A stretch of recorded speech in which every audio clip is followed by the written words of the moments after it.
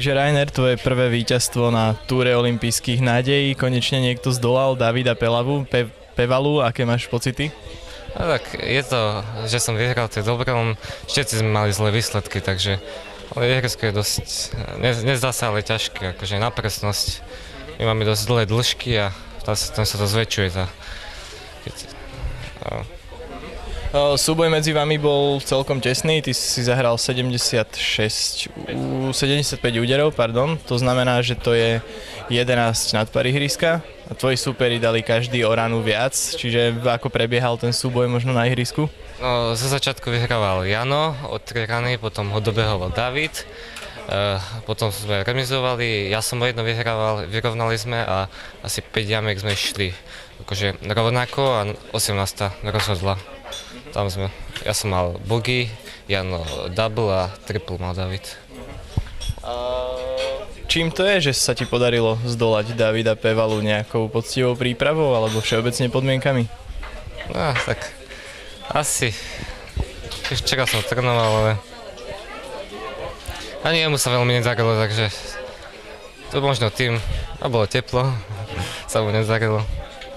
Jasmína, ty si dnes zahrala 70 úderov, čo je o 6 rán lepšie, ako bol najlepší chlapec Rainer Urban. Čím to je, že sa ti dnes tak darilo? Skôr som povedala, že im sa nedarilo. Bolo krásne počasie a ihrisko bolo vo veľmi dobrom stave. Super sa hralo, dobrý kedy. Nerobili ti trochu tie podmienky problémy? Predsa len sú náročné, je teplo. Nie, ja mám rada teplo, mne nevadia ani veľké horúčavy a je to akože že veľmi teplo, ale v pohode. Tak doteraz vlastne týmto pádom si aj predbehla Davida Pevalu v tom, že on doteraz tiež kráľoval vo svojej kategórii, teraz sa mu to nepodarilo. Čo plánuješ do budúcnosti? Chcela by si vyhrať možno všetkých 12 kôl? No určite by som chcela vyhrať všetky, na ktorých sa zúčastním. A celkového víťaza možno. Čo je s Natáliou? Prečo sa dnes nezúčastnila? Ona má povinnosti, sa musí učiť do školy, lebo budeme robiť tie skúšky.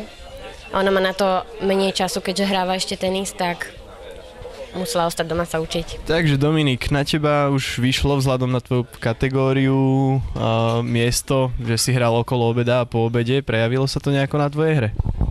Tak zo začiatku myslím, že aj hej, bolo strašne teplo. Hlavne potom aj neskôr okolo tej jednej bolo najviac teplo a myslím, že niektoré jamky mi to aj pokazilo, ale zväčša ani nie. Napriek tomu 70 úderov, to je 6 nad pár, čiže vlastne celkom dobrý výsledok, jeden z najlepších, aký sme tu dnes videli. Čím to bolo? Tak išla mi krátka hra, paty mi išli hlavne a myslím, že toto bolo dosť dôležité. Sice greeny sú pomerne rovné, takže stačí sa vedieť dobre nasmerovať a často som mal veľa šťastia na veľa jamkách. Ako hodnotíš hru tvojich súperov? Boli ste vlastne spolu vo flighte? Tak im hneď od začiatku nešlo obidvom, začali to kaziť, takže ja nad tým väčšinou ani nerozmýšľam, lebo chcem si hrať svoju hru a potom mi to aj ide väčšinou. Alexandra, prvé miesto, si s tým spokojná? Hej. Ako sa to prejavuje? Neviem. Máš z toho radosť? Hej. Nepokazilo ti tvoju radosť napríklad počasie dnešné, ktoré je naozaj úmorné ako posledné 2-3 dni? Nie. Tak skús nejako opísať tvoju dnešnú hru, čo sa ti darilo, čo sa ti nedarilo. No, dneska sa mi nedarilo skoro nič. Napriek tomu víťazstvu? No, to bola náhoda. Znamená, že tvoje superky boli ešte o toľko horšie? Asi hej. Asi sa im tiež nedarilo. Tak čo plánuješ potom vylepšiť na svojej hre, keď sa ti tak nedarilo? Všetko. A kedy prvýkrát navštívíš kúpalisko túto sezónu?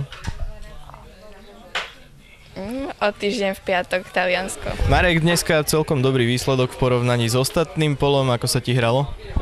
No, hralo sa mi celkom dobre, i keď hral som úplne zle.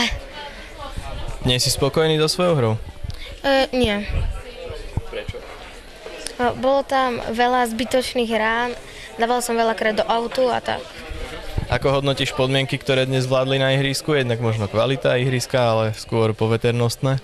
No, kvalita ihriska bola dobrá, ale bolo hrozné teplo. A vzhľadom na to teplo som celkom spokojný aj. Čo plánuješ teraz, akým spôsobom relaxovať, možno oddychnúť si od tohto výkonu? Neviem, ísť do bazéna. Takže Samo druhýkrát si zvíťazil na túre olympijských nádejí, zahral si dnes 21 Stablefordov, ale okrem iného si sa posunul na handicap 35, čo znamená, že od budúceho kola turnaja nastúpiš už vo vyššej kategórii. Ako sa na to pozeráš? No, mne sa hrá 18 lepšie ako 9. Pre mňa je to 9 moc krátka. Tak. Čiže sa na to tešíš v zásade? Áno, teším sa na to. A dnes ako by si zhodnotil hru, ako sa ti hralo? No, ako som hovoril na tých prvých 3 jamkách, to sa mi moc nedarilo a na 4 to už som sa zobudil a to už bolo lepšie. Takže je to tvoje prvé víťazstvo na túre olympijských nádejí, ako si mi sama prezradila pred chvíľkou, takže ako to prežívaš? Je to úžasný pocit.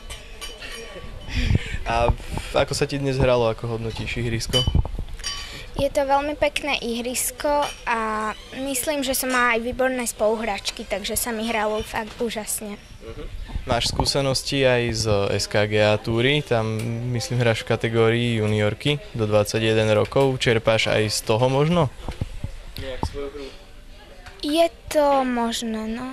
Takže Katka, je to tvoje tretie účinkovanie na túre olympijských nádejí, zatiaľ najväčší úspech, ako sa na to pozeráš? No, ja som z toho nadšená. No, pre mňa je to úspech, lebo som prvýkrát prvá. Ako sa ti dnes hralo?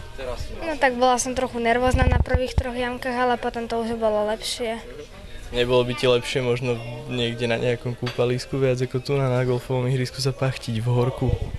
Tak hej, a tak aj golf je šport a baví ma to.